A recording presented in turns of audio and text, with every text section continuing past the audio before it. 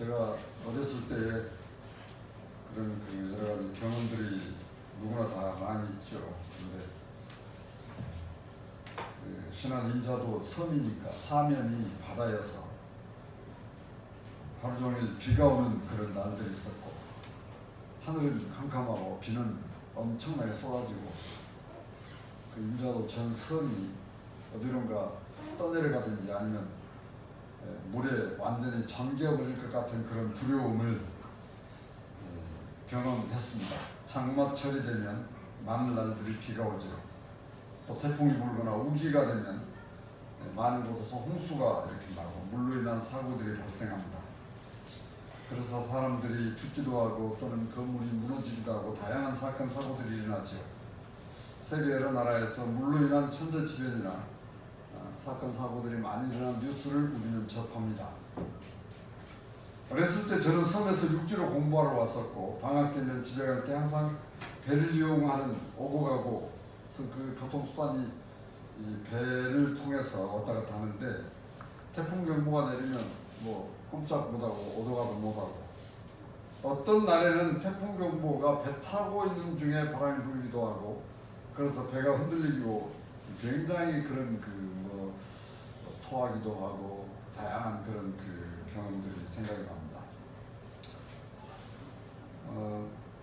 그 공포가 굉장히 참 무섭습니다. 성경을 보니까 그런 그 두려움과 공포가 있더구만요. 시편 107편을 여러분이 혹시 기회 되면 보시면 나와요. 들어보십시오. 여호와께서 행하신 일들과 그의 기이한 일들을 깊은 바다에서 보노니, 여호와께서 명령하신즉 광풍이 일어나 바다 물결을 일으키는도다. 그들이 하늘로 솟구쳤다가 깊은 곳으로 내려가나니 그 위험 때문에 그들의 영혼이 녹는도다. 그들이 이리저리 구르며 취한 자같이 비틀거리니 그들의 모든 지각이 혼돈 속에 빠지는도다. 시편 107편 24절 이하에 나오는 그런 말씀이죠. 태풍이 불면 배 안에 있는 사람들이 어떤 모습인지를 이렇게 잘 나타내 주고 있습니다. 그러나 노아가 탄 방주는 어떤 태풍이 와도 전혀 흔들림이 없는 그런 안전한 그런 방주, 요동치지 않는 방주였습니다. 하나님께서 보호하시고 안전하게 하셨기 때문이죠. 무려 150일간이나 홍수 위에 떠 있도록 하나님께서 지키시고 인도해 주셨습니다. 노아가 그 가족들과 하나님께서 지으신 동물들이 온 지구에 물이 가득 찬 상황에서 유일하게 생존할 수 있는 곳이 있다고 한다면 방주 안이었습니다. 땅 위에 모든 생명이 있는 것은 다 죽었습니다. 창세기 7장 22절부터 23절을 들어보세요.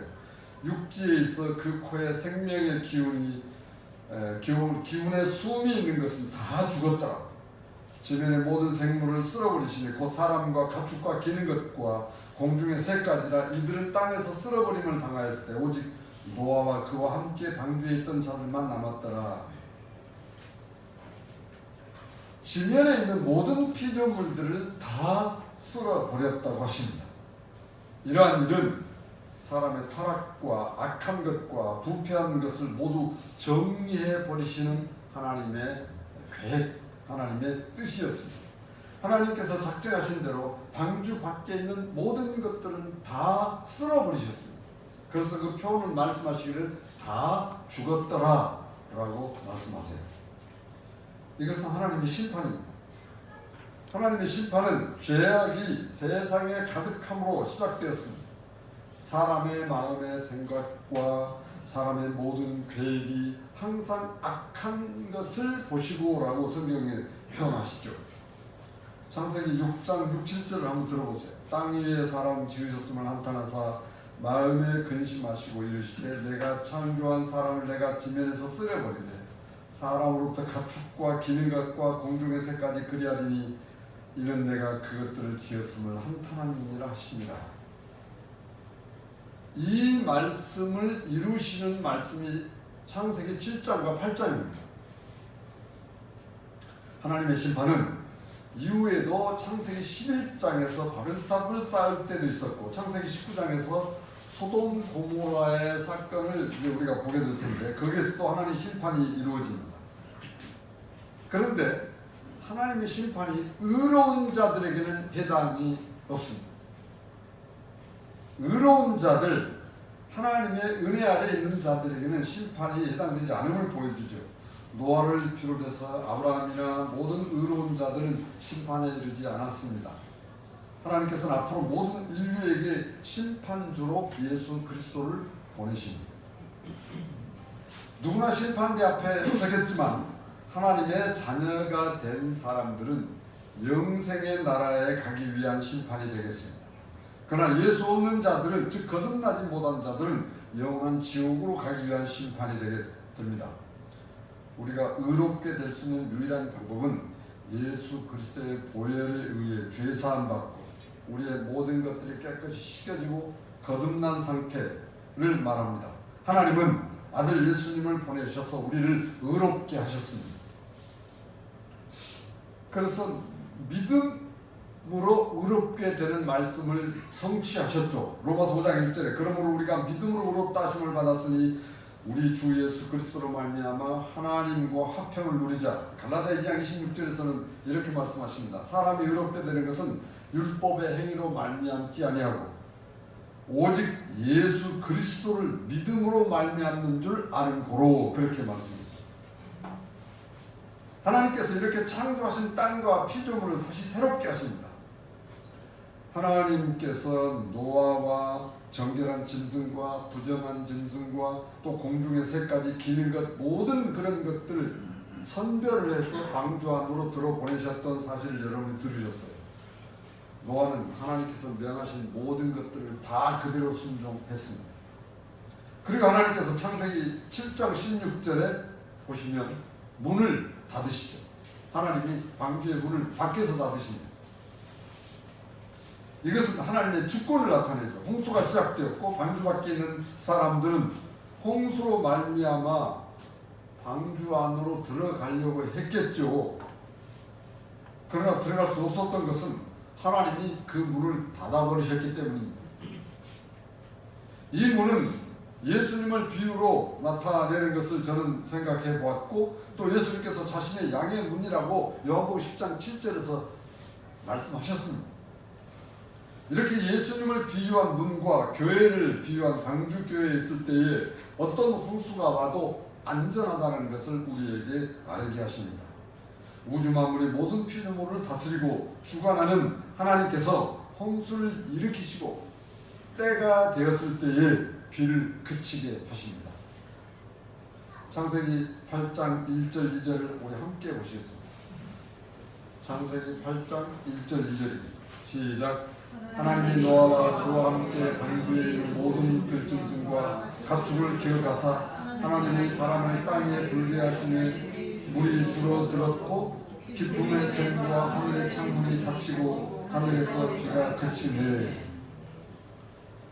하나님께서 방주 안에 있는 살아있는 것들을 기억하셨습니다. 하나님께서 노아와 그와 함께 방주에 있는 모든 들짐승과 가축을 기억하셨다는 표현은 방주 안에 있는 모든 생명체를 늘 염두에 두고 계셨어요. 기억하셨다는 의미, 개역개정판에서는 권념했다라고 표현하고 있습니다. 이것은 관심과 사랑을 나타내는 하나님의 은혜이지요. 하나님께서 노아와 항상 함께 하셨다라는 것을 말씀하십니다. 이렇게 하나님의 백성은 하나님이 기억해 주시고 계십니다. 여러분 아세요? 여러분 한 분 한 분 지금 하나님 기억하고 계시다는 사실. 저는 이게 힘이더라고요. 하나님이 나를 기억하고 계신다. 이게 내가 세상을 살 만한 힘이라는 것을 생각하게 됐고 믿게 됐습니다.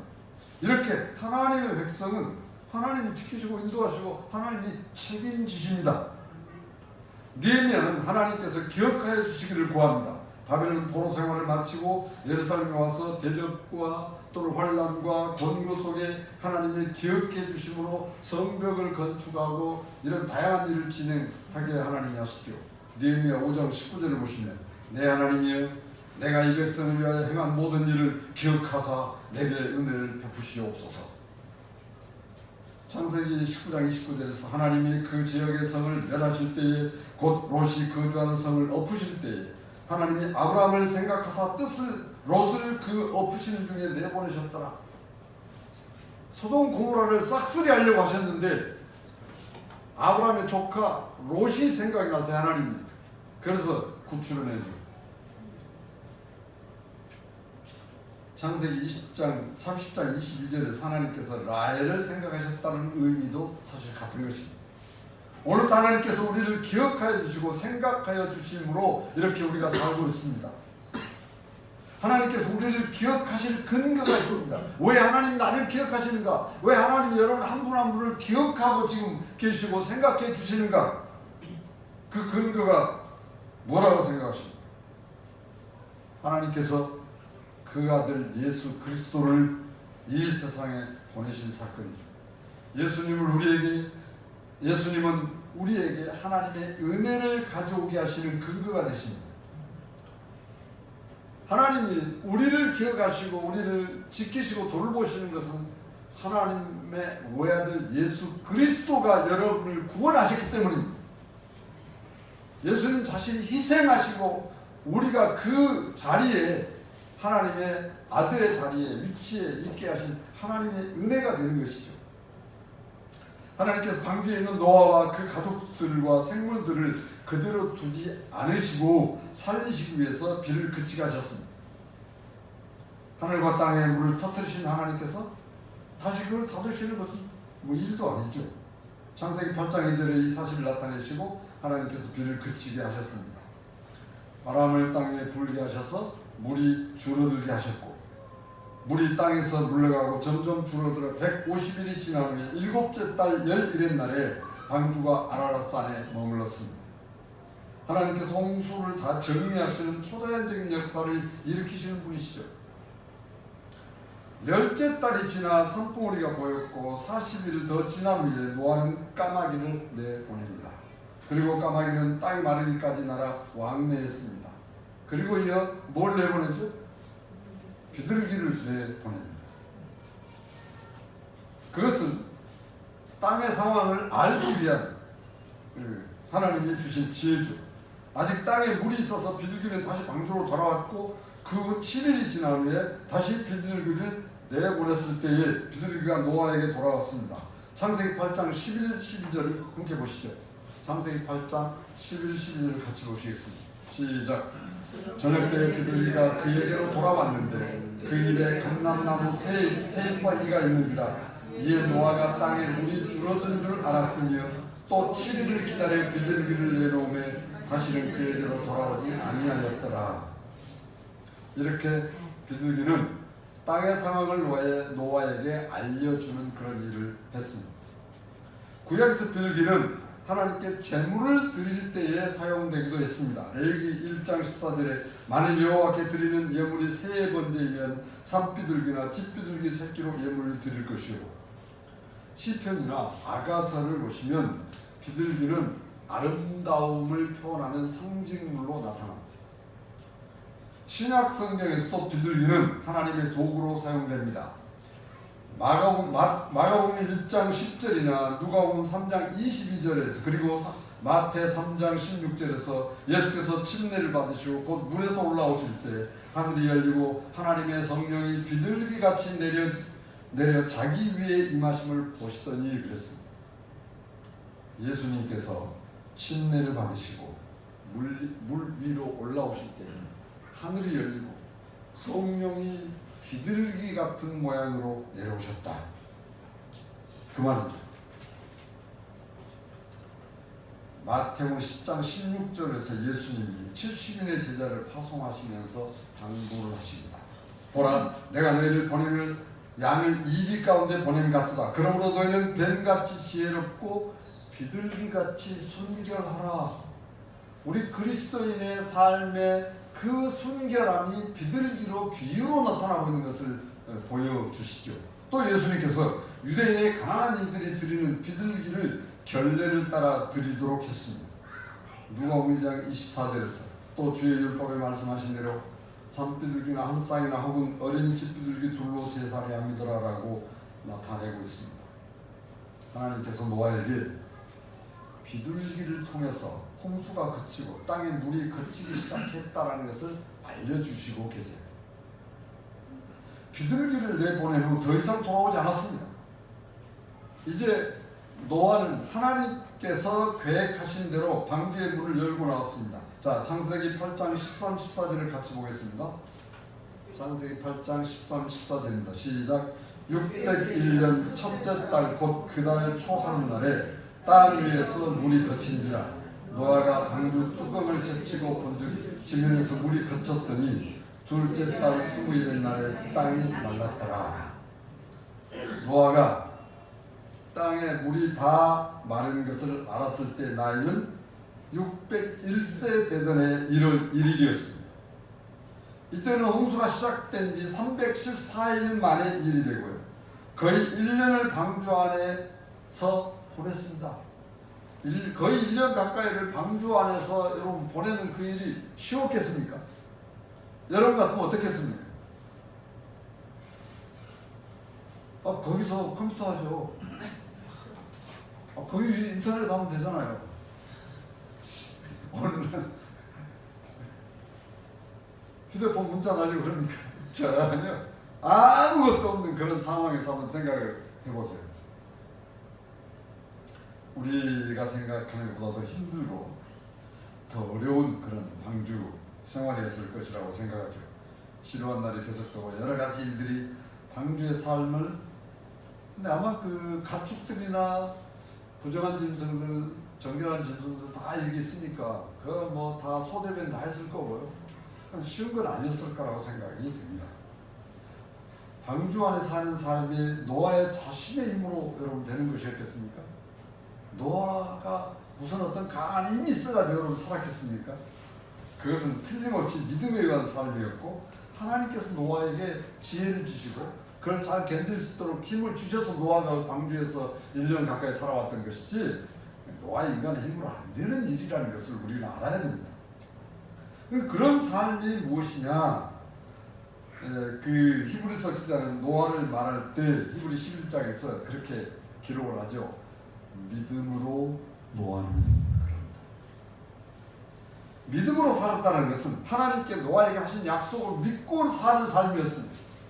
창세기 7장 1절에 여호와께서 노아에게 이르시되 너와 내 온 집이 방주로 들어가라. 이 세대에서 내가 내 앞에 의로움을 내가 보았습니다 했습니다. 창세기 7장 4, 5절에서 지금부터 7일이면 내가 40주야를 땅에 비를 내려 내가 지은 모든 생물을 지면에서 쓸어버리리라. 노아가 여호와께서 자기에게 명하신 대로 다 준행하였더라. 만약 노아가 이 말씀을 믿지 못해서 방주 안에 들어가지 않으면 너도 어떻겠다는 거예요? 너도 쓸어버림을 당할 거라는 그런 경고의 말씀이기도 해요. 사실 우리가 이 말씀, 하나님 말씀이 그런 의도도 있다는 것을 우리가 이 말씀을 받아야 돼요. 노아는 하나님 말씀을 신뢰했고 말씀대로 하시는 하나님이심을 믿었습니다. 여전히 지금도 하나님은 말씀대로 하시는 분이십니다. 그래서 하나님께서 여러분에게 뭘 주셨습니까? 말씀을 주셨습니다. 그렇게 말씀을 주신 것만으로도 하나님께서 안 되어서 말씀이 육신이 되어 우리 가운데 거하신 아들 예수를 보내셨습니다. 그래서 하나님께서 말씀하신 모든 것을 다 준행하였더라고 노아는 그렇게 나타내죠. 다 준행하였더라라는 표현 안에는 방주 안에 사는 삶까지도 다 포함되고 있습니다. 하나님께서 노아의 믿음을 더하셨고 방주 안에 지내는 모든 생활을 선하게 인도하셨습니다. 방주로 비유된 교회에서 하나님의 자녀들인 우리가 이 세상에서 사는 삶이 답답하고 또 희망이 없어 보입니다. 굉장히 어려워 보이죠. 교회를 방주로 비유했을 때 세상의 것들이 영으로 사는 우리들을 힘들게 합니다. 노아의 입장에서 보면 모든 것이 갇혀있는 상황에서 그 마음이 참으로 어려울 것이었겠지만 하나님을 향한 소망이 있었습니다. 그 소망은 무슨 소망이냐? 생명의 소망이에요. 내가 지금 살고 있다. 지금 여러분이 살고 있는데 우리가 무엇으로 사느냐? 믿음으로 산다고. 믿음으로 사는 거예요. 그러면 우리 그 믿음을 시작하신 분이 누구냐? 예수 그리스도라고 히브리 12장 2절에 나타나죠. 하나님께서 우리에게 믿음을 더 분명하게 우리로 하여금 우리가 참 어리숙하고 연약하고 참 의심이 많고 불안한 존재고 우리 인간이라는 게 참 그렇습니다. 그래서 하나님께서 아들 예수님을 보내셨어요. 그런 모든 것들을 잠재워 버리시려고.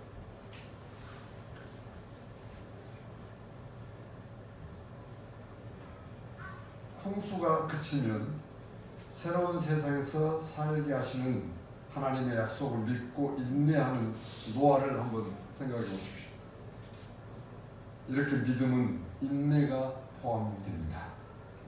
베드로후서 1장 6절에 지식의 절제를 절제에 인내의 경건을 라고 하면서 데살로니가 후서에 보낸 그 바울 사도가 데살로니가 교회에 보낸 편지 중에 믿음의 인내, 소망의 인내, 다 사랑도 여전히 인내가 필요하죠.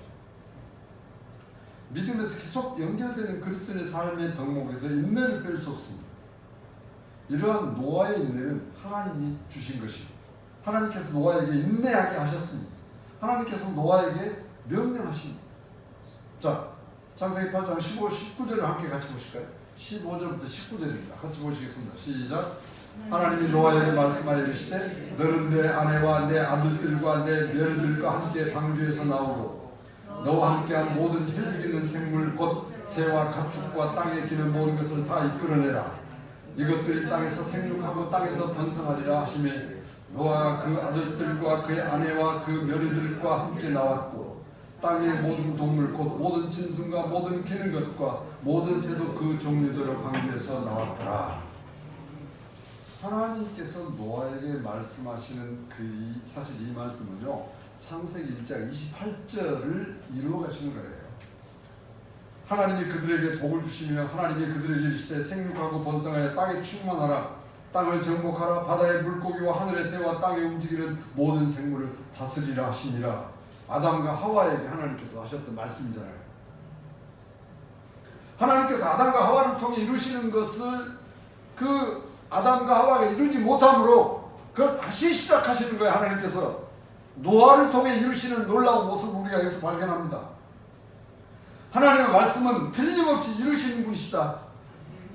하나님은 하나님이 하신 말씀을 틀림없이 이루시는 분입니다. 역사 가운데 이루어오셨고 앞으로도 계속 이루어 가시고 이 말씀이 다 이루어질 때에는 주 예수께서 다시 오시는 그리고 새하늘과 새 땅의 날들이 될 줄로 믿습니다. 8장 20절에서요. 함께 보실까요?